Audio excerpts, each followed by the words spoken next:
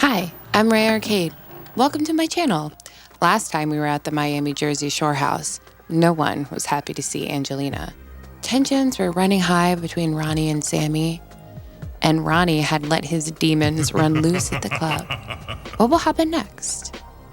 Let's find out as you take my hand on this Jersey Shore retrospective.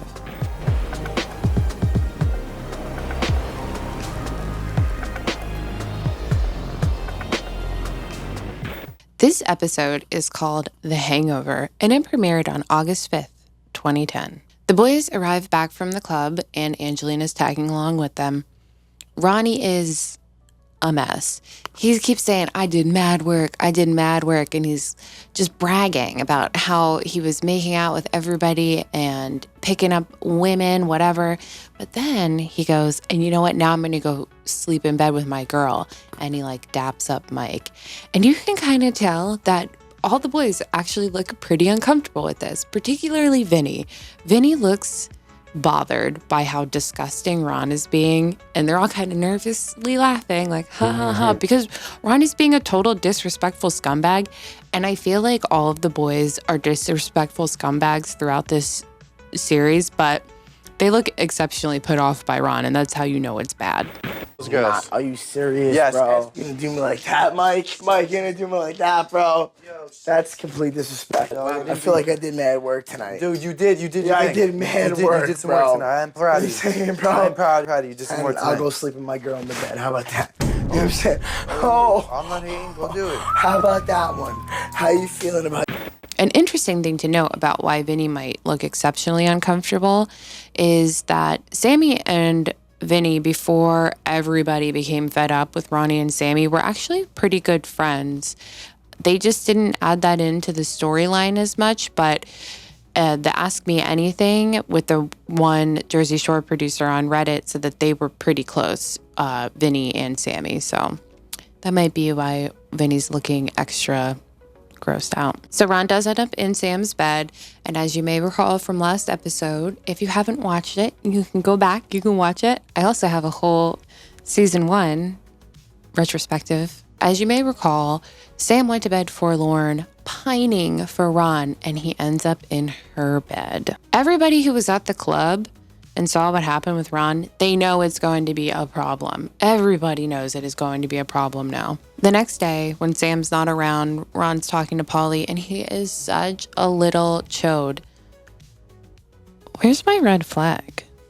What? I never come prepared. This is a delayed red flag from before about Ron saying he's going to go sleep in his girl's bed. I forgot my red flag. So Ron wakes up the next morning after going to bed in Sam's room, and he's just being a little chode, talking to Pauly D while Sam's not there, bragging about all the work he put in with the girls at the club, and he's pretending like he doesn't remember. He doesn't remember, but he's like, I feel like I was crazy last night, right, guys? And he's bragging about it. I feel like Vinny, Pauly, Mike, they all do this. They all go to the club. They try to pick up chicks. Sometimes they're successful, but they don't act like a little schoolgirl about it. Ron is such a virgin loser. I was like, why am I even listening to you to begin with? You're a virgin who can't drive. I swear. And then he was like, oh, I was so drunk, I don't remember anything. But Pauly, did I? I didn't three-way kiss anyone last night. Did I? Like, obviously you remember you did. You just want attaboy from Pauly. You fucking loser. But as soon as Ron sees Sam, he acts all coy and shy and tucks his tail. And Sam asks him, did anything happen last night? He says nothing. He denies it. And I think this is the moment where Ron went wrong, because they weren't together. So if he just came clean to her, he could have avoided a whole blow up, right? Yes, I did have a crazy night, but I want to spend some time with you, figure some things out. He says in the confessional he is going to deny until things blow up. It's a really great strategy. Let's see how that plays out, Cotton. It's a bold strategy, Cotton. Let's see if it pays off for him. So, I'm going to red flag Sammy here too. Sammy then goes through Ron's phone book and sees his ex-girlfriend Caroline is in it. and she confronts him. And I think Sammy is being totally inappropriate and invasive here. I don't think that she trusts Ron already, which is like such a red flag for a relationship. And so then Ron uses that as a retcon to not tell Sammy what he did at the club. He was just looking for an excuse to not tell her. And now he's like, perfect. Now I have a reason to not tell her what I did at the club. We also get more intel about Angelina and her time between season 1 and season 2. And she was talking shit about Snooki and Jenny's boyfriends. They were very unhappy about this. And apparently Angelina was running her mouth to Jenny's iconic friends. They confront Angelina, and Jenny says that her best friends told her Angelina was talking shit. Her best friends being J420, Joey Yanks, and Bill. Just to give you an idea, here's a picture of Joey Yanks and J420. They look exactly how you would imagine they would. Now, I'm going to read a quote from J420's MySpace blog in 2010. And it's pretty deep and retrospective, so let's use this to contemplate the meaning of life, shall we? Life should not be a journey to the grave, with the intention of arriving safely in an attractive and well-preserved body, but rather to skid sideways, blunt in one hand, drink in the other, body used up and worn out, and screaming, "Woohoo!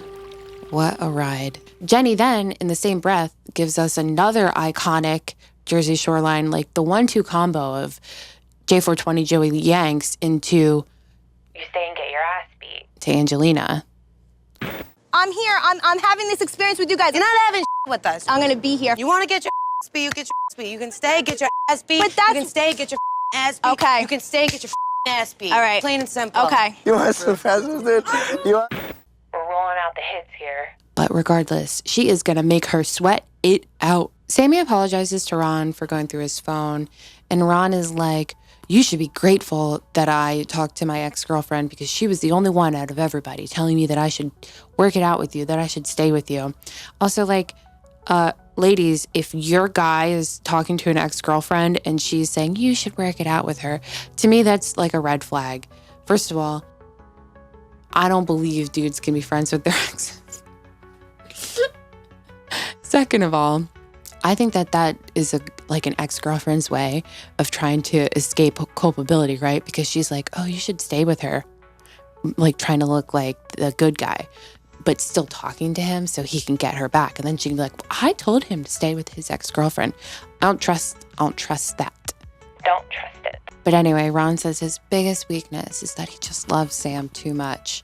And then he's crying and she's crying.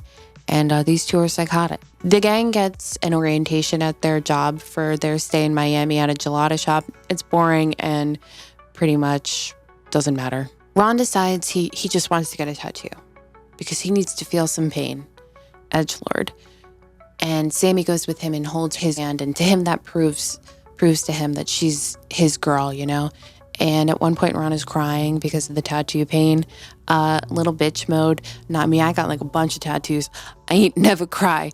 Never cry. We also learn about the shirt before the shirt. The Fresh to Death kicks on. Me too. I got some jeans on. And I got the shirt, but I ain't wearing the shirt when we go out. Just the shirt before the shirt. Yeah. Hey, Vinny knows the deal, We too. even got Vinny on the shirt. Vinny is even on the shirt before the shirt. We have an abundance. Wife beaters, they're white or black tank tops, and we wear them before we go out. It's P-shirt time, Paulie. Another iconic line. This episode has the bangers. So everybody goes out to a club. Everybody's doing their own thing, having a good time. Then Angelina starts getting up Pauly D's ass, kind of, and annoying him. And it's very clear she wants his attention. She's trying to cockblock him. They get back to the house. It's Angelina, Pauly, and Mike. And Angelina's crying in the kitchen. She tells Pauly that she loves him. That she knows she's just going to marry him.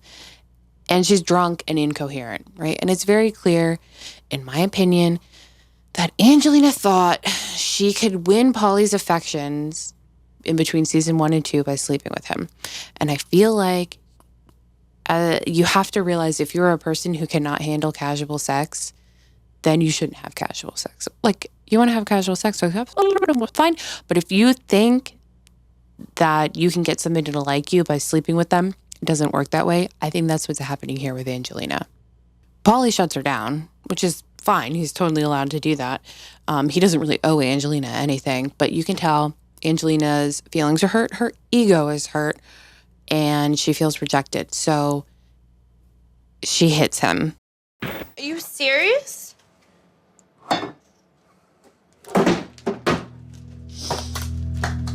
Babe, I know you're crying right now, baby, but... You don't care. Like, seriously.